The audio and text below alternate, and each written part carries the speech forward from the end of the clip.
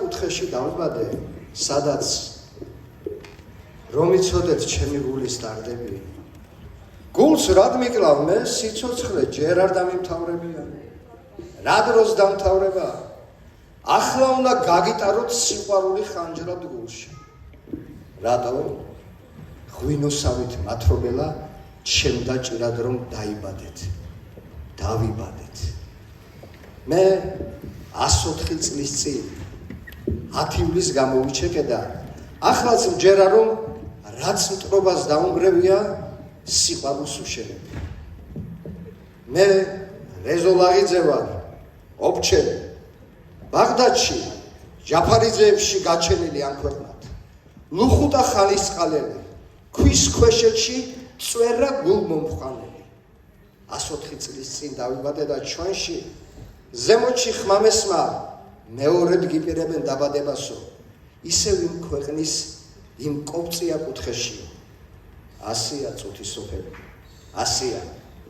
მოვდივარ ბაღდადში. ასიას ჯერ სიცოცხლე მე არ დამემთავრებია. ხობეს აქეთ, ხობეს იქით. ერთ მშვენიერ ოფჩუ რეზოს ყავს და ეყოლება დიდზე დიდი ტკბილი რეზო.